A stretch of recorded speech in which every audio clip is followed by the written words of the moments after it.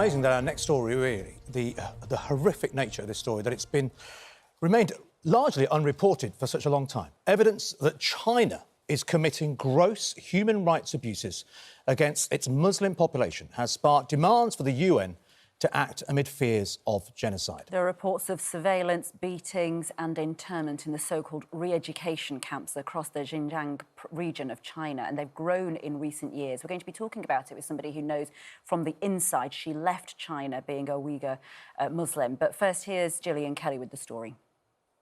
It's thought up to 1 million Muslims have been interned into concentration camps, forced to commit to the Communist Party and renounce their faith and culture.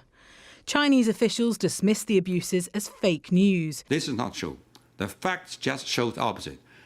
People in Xinjiang enjoy a happy life. But these recent pictures tell a different story. They're believed to be Uighur men blindfolded and forced to kneel before being herded onto trains. The Uyghurs are mostly Muslim and live in western China's Xinjiang region, making up a population of 11 million. It's China's largest province, but borders Central Asia, with more culturally and ethnically in common with their Muslim neighbours than Beijing. These satellite images of vast, highly secured compounds are designed to stamp out extremism, say the Chinese. But informers say eradicating Islam is the aim, with forced sterilisation of women and fewer inmates released back into their communities. We're now joined by Rahima Mahmood, an Uighur Muslim who fled the region and has been unable to contact her family since 2017, along with Conservative MP Nuzgani, who has urged the West to act against state-sponsored ethnic cleansing of the Uyghurs. Let's come to you first, Rahima. So you've been in exile for some years now here. What was your circumstances then? How did you end up over here in Britain? Well, thank you very much for having me today. I came to the UK in 2000 as a student after witnessing the Xinjiang massacre, my hometown, in 1997. At that time, even during the late 90s, the situation was deteriorating. I could see the Uyghurs. I can't see any hopes, even for any professionals, Uyghur professionals like myself. Any actions that deemed suspicious, you can just disappear. But I never thought it would, develop into genocide like now, what is happening. Yeah. Can you contact your family? I know you've still got family there, haven't you? Are they in that region that we were just hearing about? Yes, I have 9 siblings, 4 brothers and 5 sisters. And towards the end of 2016, everyone stopped answering my phone call. And then in around January, I believe it was on the 3rd of January 2017, after I continuously called my brother and my eldest brother, he answered the call. And when I asked him why everyone not responding to my phone call, and he said they did the right thing. And then he said, please leave us in God's hands. Gosh. And we leave you in God's hand too. That was a long conversation I had. So is that because they were sort of tapping their phones now, and because you're in the West, that put them more at risk if they spoke to you? Is that what your brother meant? It is not just a risk, because I know my family, especially like my eldest brother, who is my father figure, would not answer my phone if the risk, if they were not warned by the Public Security Bureau or by the police. I do believe police went to all my families, my siblings' home, and warned them that if they continue to have any communication, there will be consequences. Let's speak to Nuzgani. Nuzgani, you've been very vocal about this as a Conservative MP, and I know you spoke about this only yesterday in the House. What is the allegation? What is the allegation that China are actually intending to do here? What are they trying to do here? Well, up to a couple of years ago, the Chinese officials were quite open about what was happening in the Xinjiang region because they were putting information on their own state websites. For example, they were saying over 100 of these camps did exist. They were quite proud of what these camps were trying to achieve. These camps are in place to dehumanize and indoctrinate people of Uyghur origin. It's to take away any individual identity that they may have. And who ends up in these camps? Anyone that they deem is a terrorist. How are you deemed a terrorist? If you have a beard, if you have an Islamic name, if you attend mosque, if you don't watch state Chinese TV and radio, if you refuse to be sterilized, you could be sent into a camp. You have no choice when to depart. So, no, just to clarify, people, the Chinese, the CCP party members were knocking on doors, were they going into mosques and literally taking Uighur Muslims and taking them straight to these camps? Is that what the allegation is? This is the most technologically advanced genocide taking place that we're aware of. There is facial recognition technology that is used in the streets. There is evidence that Chinese officials are entering people's homes. 500,000 children have been removed from their parents and are now in institutions or orphanages, not because their parents don't exist, they've just been removed and put into camps. And we really have to understand why this is important. 2 million people are in camps. And the reason why we've had so much coverage recently is that 13 tons of human hair has turned up on the American market. And this also coincides with the images that we've recently seen of men who with shaved hair, blindfolded and being marched onto trains. It's reminiscent of what happened in Europe in the 1930s and 40s. And this isn't just me and Fahima. We've had 12 UN human rights experts call this out, 50 UN rapporteurs saying human rights abuses are taking place on a mass scale. Yeah. It's interesting the hair point there, because this isn't just about China making some money and billions in the economy out of selling hair, which they have done.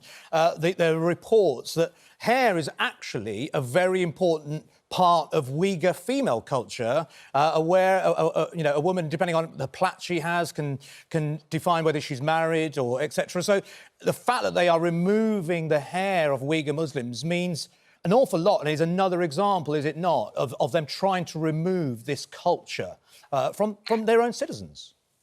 Absolutely. There can only be one culture, one language spoken. Nobody can deviate away from this. So if you are rounded up as a woman of childbearing age, you have two options.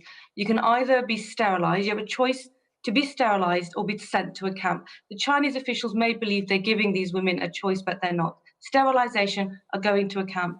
If you end up in a camp, you're more than likely then to also have your hair shaved and have the rest of your dignity taken away. Yeah. There is a huge amount of evidence about sexual abuse taking place, forced abortions taking place. And the important thing here is that the scale of what is going on, and within the UN's own definition of genocide, is a very important point. If there's a deliberate attempt to stop a community, a population, an ethnic group from procreating, and this is exactly what's happening in Xinjiang, where we've had an 84% drop in birth rate. Let's think about this, an 84% drop in birth rate. Well, let's just ask Raima. I mean, obviously, we're talking about it. There is footage. We can see what's happening. The problem is, of course, is that the West is, and the UN in particular, is often accused of being too slow, of waiting too long in these situations. You know, we saw what happened in Rwanda. These things do happen, and unfortunately, sometimes it takes too long for people to intervene. What is it that you want, you know, this government in particular, you're here in Britain, what do you want this government to do? What can it do? Like you said, you know, we have been waiting for the last 3 years, especially since April 2017, because I work as an interpreter translator. I translated a lot of documents. Some are classified and also personal statements. We know as early as April, there are hundreds and thousands people just taken away. Police raided homes, placed black hood over their head, and then just handcuffed them and took them away. And But yet, even after 2018 in August, UN did first time criticize China, said that we acknowledge that there are evidence you're holding up to 1 million Uyghurs and other ethnic minorities. There's such an enormous power in the world, aren't they, China? And that's the problem. We had Mike Pompeo here, the Secretary of State for America, who has said the West isn't ready for what we need for the fight against China. I mean, he's not, I'm paraphrasing, but just the idea that are we not on the back foot? What power do we have to influence what China is doing?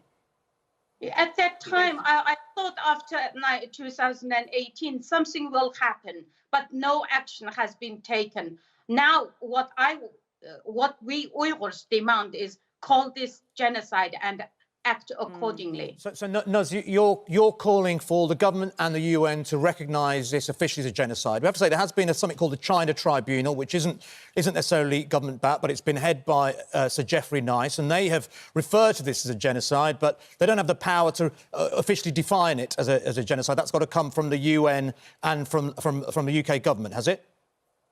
So Geoffrey did a particular report on organ harvesting, which is just as barbaric.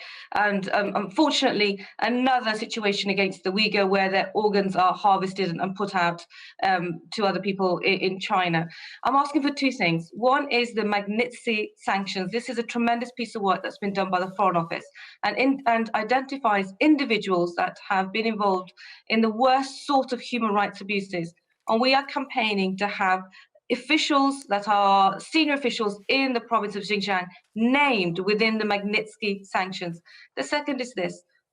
The term genocide is a very heavy legal term, and you need the United Nations and international institutions to be able to put that in place. But as you mentioned early on, when it comes to the United Nations and China, the power that China has means that the United Nations in any real time will not be in a place to investigate and be able to substantiate what's happening in Xinjiang. Okay. So I have asked the Foreign Secretary to set up an independent tribunal. We can work with like-minded countries.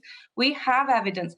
The Chinese are very good at suppressing the evidence coming out of the province of Xinjiang, but we can set up an independent tribunal, see what evidence is out there, and put in place an interim report on genocide to put further pressure on the United Nations. Well, if we wait for the UN, it's going to be too late. Nus, you are certainly playing your part in trying to push that. And Raima, thank you so much for talking to us about, such personal experiences and, of course, the worry that you must have for your family. We extend our sympathies to you. Thank you both for talking to us this morning. Yeah, gosh, we didn't, and she touched on it there, we didn't even get into the whole issue of the organ, harvesting organs. That's another thing that's happening out there. They are literally harvesting organs from people who are even alive. And actually, we didn't talk about, there's a gripe that I have as a Muslim, is that a lot of the Muslim countries are silent about this, and a lot of the Arab countries are silent about this, because the reports coming out is that they are benefiting from this harvesting of organs. Because as a Muslim, you don't want to give away organs. So in Arab culture, there won't be much organs available. So a lot of them are going over to China and are buying these organs from Uighur Muslims and going into hospitals and buying these organs